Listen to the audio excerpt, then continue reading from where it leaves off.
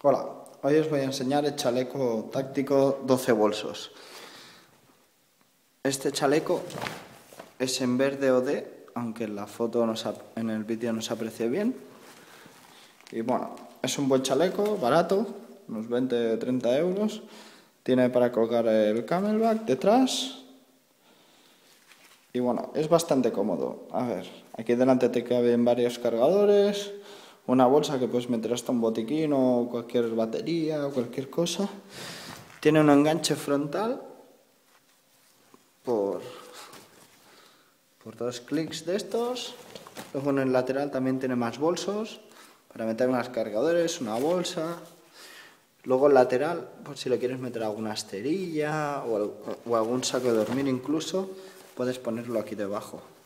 Lo aquí es para el camelback, o incluso si el camelback es pequeño, pues aquí debajo puedes meter más cosas.